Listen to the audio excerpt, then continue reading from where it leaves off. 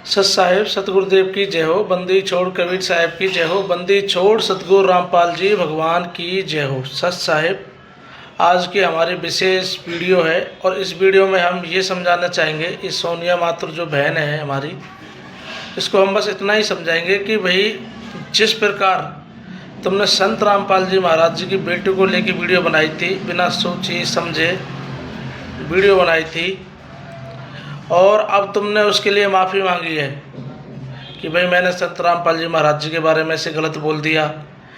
पहले मेरे को वीडियो के बारे में छानबीन करनी चाहिए थी कि वास्तव में वो कौन है और कौन नहीं है। इसी प्रकार तुमसे मैं कहता हूँ कि संत रामपाल जी महाराज जी जितना भी ज्ञान बता रहे हैं वो शास्त्रों के अनुसार बता रहे हैं और अथॉरिटिक बता रहे हैं, और सभी चीज़ों को तुम्हें छानबीन करनी चाहिए।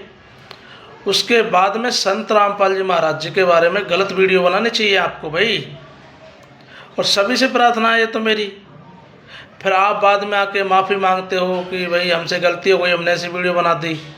ठीक है, अभी पहले इस सोनिया माथुर की सुनते हैं, फिर इसी के जवाब हम शास्त्रों से भी देंगे।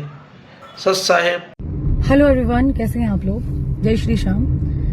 और एक वीडियो 2 दिन से बड़ी वायरल हो रही है जिसमें मेरे ऊपर ये एलिगेशन लगाए जा रहे हैं कि आपने संत रामपाल महाराज जी की बेटी के बारे में गलत टिप्पणी की और तस्वीर कुछ और थी और उसके बारे में कुछ और बताया। तो मैं श्याम बाबा जी से बड़ा किन्हीं को भगवान नहीं मानती। फिलहाल के दिन की अगर बात करूं तो मैं उनकी बहुत बड़ी भक्त हूं। जैसे आपकी आस्था है अपने रामपाल के प्रति, वैसे मेरी आस्था है मेरे श्याम बाबा के प्रति। मुझे वीडियो बनाने से पहले कोई इतने परसेंट भी जानकारी नहीं थी कि ये आपके बाबा की बेटी है। और एज ए थर्ड पर्सन मैं जब उस वीडियो को देख रही थी तब मुझे थोड़ा सा ये वियर्ड लगा, बहुत पेचीदा लगा कि एक बाबा के ऐसे हाथ कैसे चूम सकती है कोई भी लड़की आकर। लेकिन मुझे अगर 1% भी ये अंदाजा होता कि ये इनकी बेटी है तो मैं इस प्रकार के काम नहीं करती। और अभी तक मैंने कोई ओछी खबर अपने चैनल के माध्यम से दिखाने का काम नहीं किया। जो चीजें सोशल मीडिया पर चल रही थी या फिर अखबार चल रहे हैं उनको लेकर बात की है। मेरा मुद्दा सिर्फ इतना है कि हमारे सनातन धर्म, जब भाई तुम्हें संत रामपाल जी महाराज जी के बारे में कुछ पता ही नहीं था तो पहले पता कर लेते, उसके बाद में वीडियो बना लेते। तो पहले आपको पता तो करना चाहिए था कि संत रामपाल जी महाराज जी के बारे में क्या है क्या नहीं है, उसके बाद में वीडियो बनानी चाहिए थी। फिर आप आगे भी वीडियो बना रहे हो संत रामपाल जी महाराज जी के ऊपर, उसके बारे में आपने जानकारी ली कि वास्तव में संत रामपाल जी महाराज जी जो बता रहे हैं वो वास्तव में सही है या नहीं है। चलो थोड़ा सा हम इनके बारे में भी जान लेते हैं क्या कह रहे हैं और देखते हैं क्या बोल रहे हैं। सनातन धर्म को ठेस पहुंचाना बंद कीजिए। हमारे भगवानों के बारे में गलत टिप्पणियां करना बंद कीजिए। आप अब सोनिया माथुर जी कह रही है कि मैं हमारे शास्त्रों में आपने ऐसे दिखा दिया कि सनातन धर्म में ये चीज़ें हैं वो हैं। तो भाई संत रामपाल जी महाराज जी ने ये चीज़ें अपने घर में तो बनाई नहीं कि भाई अपने घर से बना के बस दिखा दी हो। तो मैं शास्त्रों में जो लिखा है वो बताया है, ठीक है।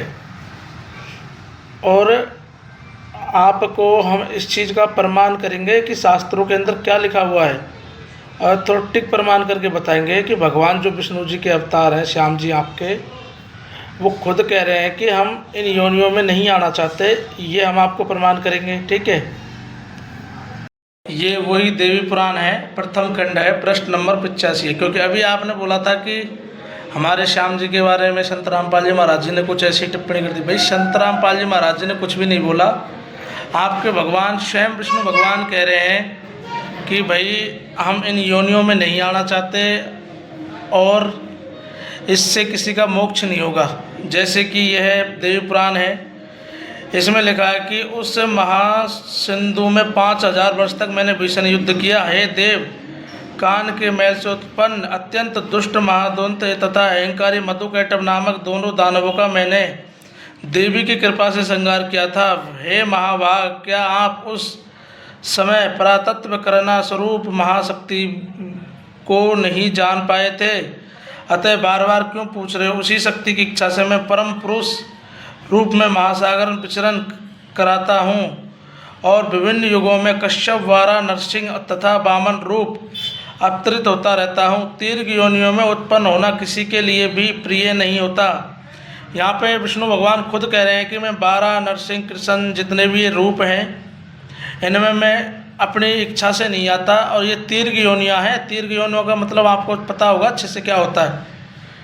दीर्घ योनियों में उत्पन्न होना किसी के लिए भी प्रिय नहीं होता। मैं अपनी इच्छा से ये रूप नहीं लेता। भला ऐसा कौन होगा जो लक्ष्मी के साथ सुखदायक विहार को त्याग करके मत्स्य आदि नीच योनियों में जन्म लेगा। मतलब इन योनियों को इन्होंने नीच तक बोल दिया स्वयं विष्णु भगवान ने।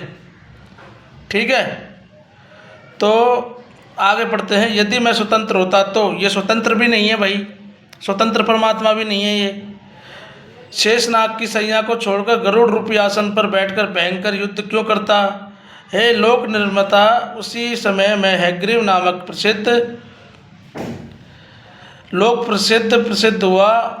यह सब आपके सामने घटित हुआ था। यदि मैं स्वाधीन होता तो संसार में यह विडंबना कैसी होती? अतएव मैं स्वतंत्र नहीं हूँ।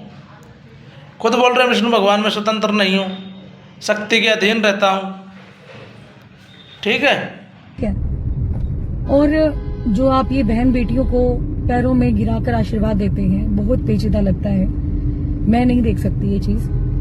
चाहे मेरी सोच को आप नैरो माइंडेड कहें या ऐसे कहें कि भाई ये तो बहुत छोटी सोच की है, तो हमारे यहाँ पर तो कन्याओं को पूजा जाता है, और जब भी उसके गलती से पैर टच हो जाए तो ऐसे चुचकार लेते हैं हम लोग कि सॉरी गलती से लग गया। ये देवी पुराण है, संक्षिप्त देवी पुराण है। इसका प्रश्न नंबर है 576। इसमें लिखा है कि गुरु जन्मदाता माता पिता से भी अधिक पूज्य है, क्योंकि पिता से प्राप्त जीवन तो नष्ट हो जाता है परंतु ब्रह्म रूप जन्म कभी नष्ट नहीं होता। अतः पर्वतराज इस श्रुति रूप शास्त्र सिद्धांत के अनुसार ब्रह्मदाता परम गुरु से कभी द्रोह नहीं करे। ब्रह्मदाता गुरु सबसे श्रेष्ठ है। शिव के रुष्ट होने पर गुरु बचा लेते हैं, पर गुरु के रुष्ट होने पर शिव भी नहीं बचा सकते।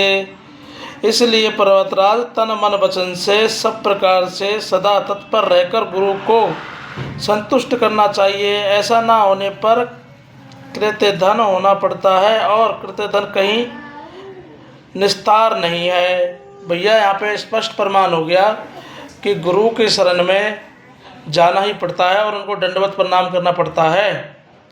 ठीक है। अब दूसरा प्रमाण हम आपको दिखाएंगे गीता से। जी, ये गीता है, कोड नंबर 17 है इसका। तो इसमें लिखा है 4 के 34 में, उस ज्ञान को तू तत्वदर्शी ज्ञानों के पास जाकर समझ, भली भांति दंडवत प्रणाम करके, सेवा करके और कपट भाव छोड़कर सरलता पूर्वक प्रश्न करने से परम तत्व को भली भांति जानने वाले ज्ञानी तुझको तत्व ज्ञान करेंगे।